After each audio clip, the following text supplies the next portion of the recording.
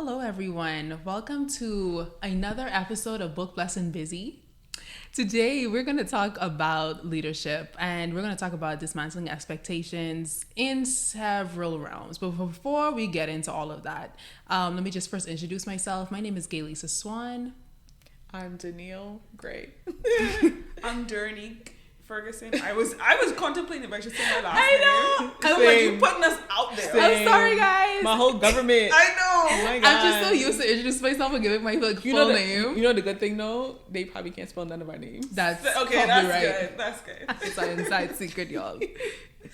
But anyhow, as we enter into this conversation today, I think it's important that we pause for a minute and when we think about leadership, for us to reflect on what some of our experiences have just been, and specifically label like what is a trait that you admire or traits that you admire in leaders or you desire for yourself.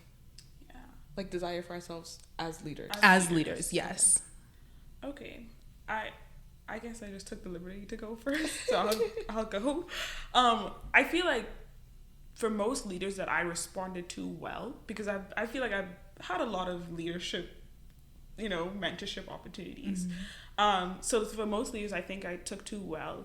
There was just this personal element of their leadership where before we ever got down to any type of business or anything, any tasks being talked about, it was always like, how are you doing? How is your life? Like it was so personal that you almost like, at least for me, I'm like, I actually want to do this task for you because you now ask me and you care about me. So that's something that I admire in leaders, and also a trait that I would like for myself. I would hope that for people that I lead, that I want to show them like I care for you first. Before any tasks get done, because at the end of the day, if these tasks don't get done, it's more about you. Like it's about how you're doing. Yeah. So those are the leaders I feel like I've taken too well. I'm gonna say that. Yeah. Love that. I would definitely agree with that. It's been a thing for me, but more recently, I would say that I probably did not value relational leadership. I got that language from one of our professors. I don't know that I would have valued relational leadership until I came to Tennessee and saw it emulated and came to value it. From Brooklyn, New York, and in New York, business is business. Leadership they're getting the job done, but it's not as relational. And so I really appreciate the opportunity to not just be led by people, but to get glimpses into the people that they are, and not just hear the words that they speak, but be in a relationship with them enough to see the lives that they live. With that though, another trait that I've admired since I was really young has been integrity. It's something that my mentor and like a spiritual mother of mine hammered into me when I was younger, is this necessity of being who you are in front of people and when you're by yourself. Whether that's on a stage, on a platform, or just, who do your kids and spouse and friends know? That person being the same person across the board and holding the same values and standards for ourselves. I think those are two things.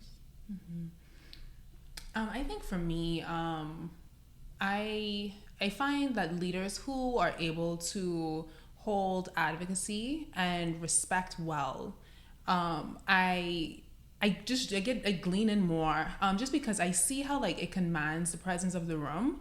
And I think it also helps for those who are being engaged with to one, feel like their needs are being met, and then also are able to do it in a respectful way where we're not trying to jump over one another, but we're both hearing and we're both seeing each other. So holding these two experiences in tandem is something that I value tremendously. For me personally, advocacy is really important.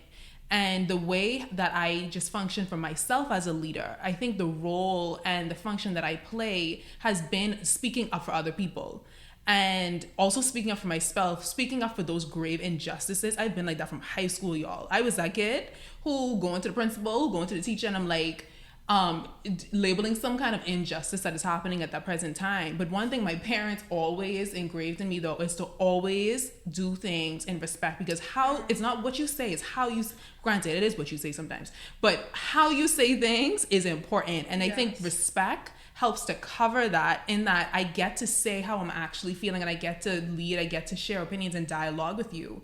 But I also don't diminish who you are, diminish you and who you are as a person at the same time. So holding these two things in tandem, I think, is a really, really important part, and in an agreement with the both of you as well. So yeah. What I find interesting across the board, so we have respect and advocacy. We have, do you say personal presence? Yeah. And I said relational leadership and integrity. What I find interesting across the board is that what we're all saying is that we appreciate the humanity of our leaders. Yeah. And seeing the humanity in ourselves as leaders, and also seeing the humanity in those under our care, and being able to hold them well, respect them well, advocate for them well, based on this place of like, I guess, seeing people as image bearers, like the image of God, and the way that we respond to them and interact with them. Yes. We're really good therapists, guys. Good job. But I mean, if we're gonna bounce off of that, the whole idea that we were able to come up with these humanistic elements, I think what we tend to do is see our leaders as superhuman and have this expectation of them that they have to have it all together, or there's some level of perfection that comes with being a leader and stepping up into this space that maybe is an expectation that we need to dismantle. We need to step away from. I mean, maybe we need to see more pockets of engaging their humanity and helping, like, in the way that we see them, the way that we approach them, the way that we ask of things of them, also take into consideration that your humanity is also playing a role here as you engage as a leader. Yeah. I think across the board, for some reason, people get leadership roles and we see them as different, right? Like it's different entities.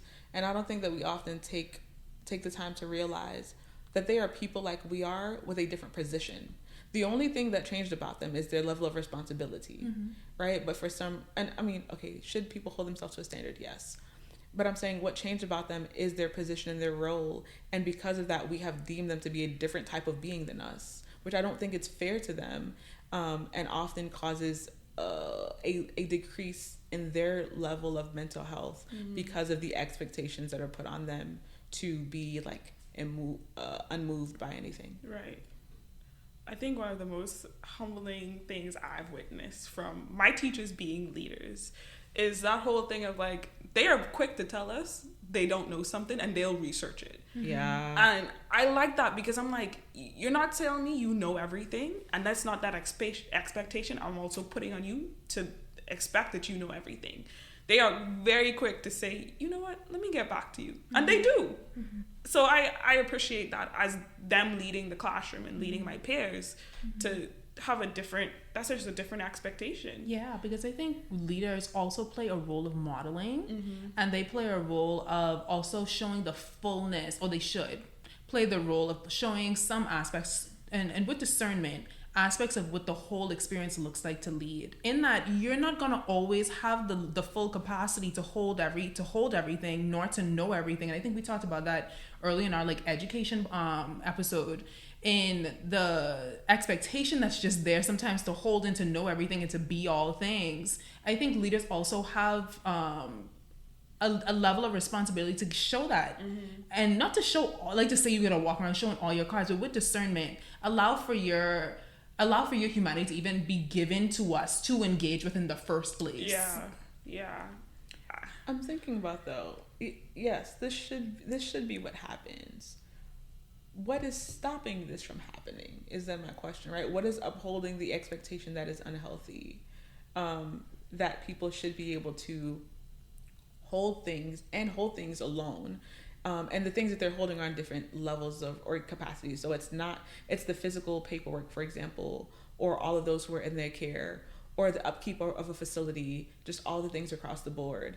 And immediately I'm thinking about just like, what does it mean for me? Or what is it? I can imagine the depth of humility that it takes to say that I am a leader, and while you hold these expectations of me, these are things that I'm unable to fulfill. Like, that takes a lot of vulnerability, that amongst the people who are still holding you to a standard, I see how it's feels incredibly difficult to not be able to get to that place. So then it feels like everybody else is holding you to pressure, and you're holding yourself to the fire as well, because it's not safe.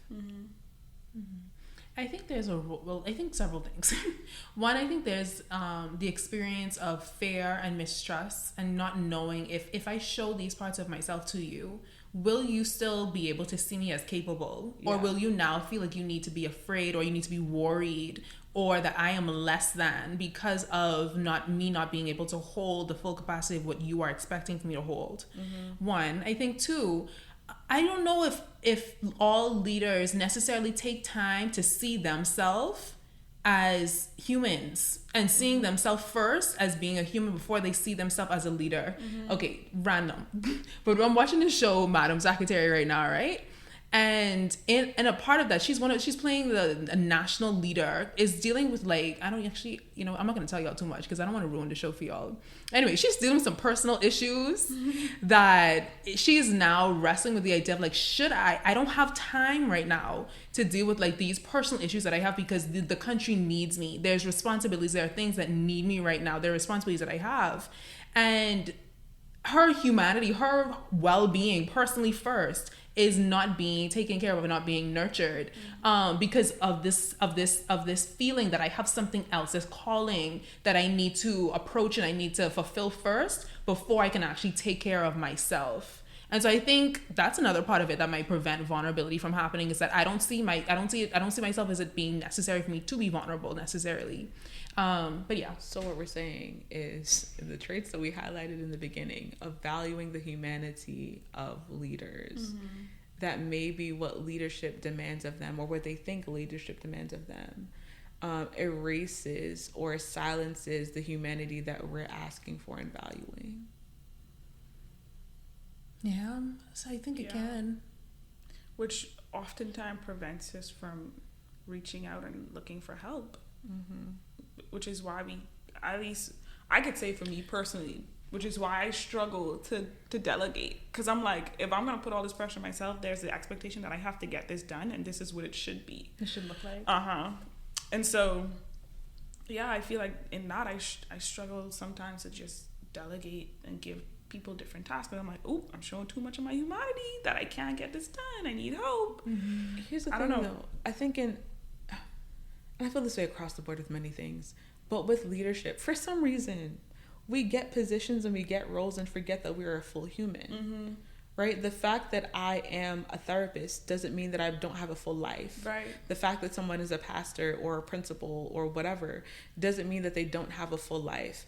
And so, yes, you may be called or feel called or pulled or whatever, inclined to this position, but that doesn't mean that the rest of ourself gets to shut off in light of this responsibility. I think a lot of the work in dismantling this expectation is figuring out, how do I meet the expectations of the other parts of my life, right? How do I incorporate wellness into my household so that my family, my spouse, whoever, are holding responsibilities well with me in a way that meets my needs, as Gaylisa was highlighting earlier? How do we see ourselves as people who have needs across the board? And so my context is not just the people that I'm leading. My context is my entire life. Yeah. And allowing myself to be seen in multiple places and having my needs met in different places. Does that make sense? Yeah. I mean, it's definitely it requires some level of balance and trying to, I guess, balance, or find some type of rhythm maybe. I was gonna say, is balance, is that a thing? Yeah. I think it's one of those things that we don't necessarily like anchor in and like have, but we're like, we can't imagine, and we in different moments we can experience, but I don't know if it's long lasting. I think that's this concept that she's getting at, though, of rhythm, is that, like, I think people think balance and they think like, oh, cut 6 equal pieces of the pie and give one piece to every part of my life, versus like, is this concept of rhythm where, you know, for this pie, my family may need to get half of the pie and work gets a little less. But the next pie, my family might get a smaller cut because work is demanding more of me. Yeah. Like, what is the way that I, almost like juggling, what is the way that I find a rhythm that works in giving myself and the people around me, the responsibilities around me, the attention that they need in every designated season? Mm-hmm. When I think about this whole idea of rhythm versus balance, I think a lot of my dad, because he had to do a lot of balancing of church and home, and at that time, a business. And so I think of just like, there are times when I had soccer games pretty much often. There's a lot of times when I had soccer games probably 2-3 times within a week. Mm-hmm. And there are times when he could show up, and at that time the rhythm was the priority at that time was me. But there were also times when there were things going on within church or within the business where he had to take that as priority. Mm-hmm. And so I guess just being able to find that balance, find that rhythm more so as a leader mm-hmm. in these various spheres that he found himself in. That was interesting to watch, because I think it also required some level of understanding and me recognizing his humanity as well. Like, he can't be in 2 places at once. Now, at the time, did I understand that? No. But now, I mean, stepping into leadership roles myself, like, yeah, I cannot be in 2 places at once. I am not superhuman.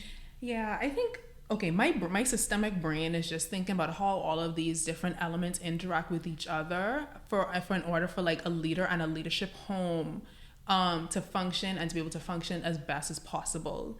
And I think I'm thinking about expectations of how, one, we view ourselves as leaders. What should my true capacity look like? What are some of the things that I need to take on versus some of the things that I need to release and I need to delegate?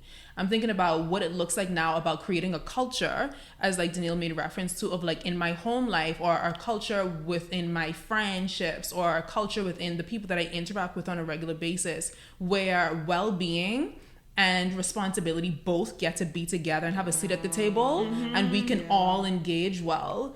I think about what it looks like now and having specific conversations with my family, friends, whatever it is, and helping them to hold me accountable to that as well as I function within my leadership role, within my experiences, so that I can be able to continue to function well as a leader, so that I am actually showing up and I am able to engage fully in the role that I'm playing. Like, all of these things play a role. We all play some kind of important function, and being able to help each other collectively like do this. And I think I've seen this happen like even in my workplace, where we actively have conversations of like what this can look like, and also asking for grace when it's not done all the time in the most perfect way. And I am just having a very hard time, and being willing to just simply accept, and just, different life experiences are going on, whether it be with sickness, divorce, whatever it might be. Things are going on in your lives, and there's also a place at the table here for grace as well, and that this is not going to be done perfectly. It's not going to be done on your time. I'm not going to always be able to show up in the ways that you want me to. If I'm the leader and like there's a friend or whatever it is, I might not always be able to do this on your time. Can you extend me grace in that? I think a huge component I'm thinking about when I asked earlier, like, what is stopping us from being human fully in leadership places? I'm thinking about the security in oneself that it takes to be able to do what Gideon is saying well, right? We've talked about last season about this whole imposter syndrome situation. And I think a lot of imposter syndrome is what keeps us on these pedestals that we're trying to get ourselves off of. Because it's not safe to show you that I may not know as much as you think I know. And I think it takes a level of like security in self to be able to even accept the grace if extended to us, right? And I need to be secure of myself as a parent, and knowing that like I am a good parent and I intend good things for my children. So when I can't show up to that one soccer game, it doesn't mean that like I am a bad parent, right? When I have a responsibility to turn something into the office and whatever the case is, and I missed the deadline, okay, I tried. I'm trying to find a place of rhythm, but that takes a lot of security and knowing, again, the fullness of who we are and our intentions in the matter, and the fact that life doesn't always allow us to be as, sharp on it as we want to be. Yeah, There's so many different things to hold in balance and to hold in tandem. And I experiences like this when I get to sit down with leaders, I have so much respect. As especially when they carry so many different roles, and then having to deal with their own personal lives, for goodness sake, their own personal health or own marital or relational things that may be going on with their children or whatever it might be, own personal development. I have a lot of respect for people who are holding all of these things, and they also allow other people to journey in that with them. One of the things that Danila and I had taken a class, and one of our professors had made mention of this quote that we both, I guess, really and truly thought just really stuck out. It says, "Pastors are the only set of people who don't get to go to church. While everyone else is going to church, they're going to work." And so Dr. Trevor Malayan shared that in our class. And I think in culmination of all of the things that we've been talking about, and if we think about pastors and the leadership roles that they play, it's so important to recognize the role and the function and that these pastors and these leaders get to play, but also the things that they miss out on, or the things that they may need to delegate and experience in other parts of their life so that they are holistically being taken care of. So these are very important things to consider. Do y'all have any thoughts or reflections on this quote or anything else we've been saying? Yeah, I'm thinking about the way that we've been talking about rhythm, balance, and finding these pieces of the pie. And I think even as Dr. Miller highlighted this quote, the tricky thing for pastors is that the things that we have said just now break all of those rules, right? They don't have the clear delineation of house and work and church. Because these things overlap. Work is church and family is in church at work. And so their lives don't have the sort of boundaries that allow these things to go a little bit better. So I think it's harder to find this level of rhythm, and it takes a lot more intentionality because these things overlap. For most people, faith is not work. Yeah, that's true. Right? Family is not at work. Are involved in work, and all the people at work know your family, and so there's a lot of like, there's a lot of overlap. Yeah. That's not always helpful if the people around, it's hard if the people around us don't have the boundaries well to hold them as we hold them, right? So being able to distinguish, like even with my family, what are the conversations that we're having about family, and like we're not talking about church, we're just talking about family. And the same thing, vice versa. A lot of this conversation that we had in class was talking about the needs and the fact that the needs that many of us are able to acknowledge and feed, it's harder for them because their needs also tie into work. And so you're having responsibilities of bringing a message on Sunday morning and not meeting the need of being filled yourself because all of this overlaps. It's a lot. Goodness. It's a for ton. one person to For hold. one person. But here's the thing. We are having conversations about what many of them don't even realize. No, they just doing it. How many of them actually sit and be like, I don't know the last time I got fed because I've been feeding everyone else. Like their lives become so normative that I don't know that they're able to acknowledge what is missing because it's just their life. I think a part of this too is recognizing like pastors, leaders in different ways, they play the role as like caregivers. And so I think this is universal too. If we even just extend this to just caregivers, period. Whenever you are extending and you're pouring out of yourself in this way, there's a constant experience of doing this that becomes a rhythm and a part of life that if you don't intentionally pause to recognize that, oh my goodness, I empty. I don't know the last time I was able to have a refreshing. You will just continue to be in that same rhythm over and over and over again because it's a natural course of life to give of yourself, not to necessarily receive. Yeah. I think that's why the people around us are so important to hold us accountable. Yeah. So, I mean, that's why we also have people, that we depend on. So I'm thinking, if we're thinking church, we have deacons, we have, associate pastors, whatever. We have these people in place to hold us accountable to some sense, to say, you know what, you may need a break. And not in a disrespectful way, but in a way of like, you've been going, when last did you stop and rest? Or when was the last thing that you didn't preach this Sunday? Like, having people around us to hold us accountable. And in the same sense, on our work side, or in the corporate world, I should say, having people within those spheres who hold us accountable. I think the question still is, though, like, will I give these people permission to hold me accountable?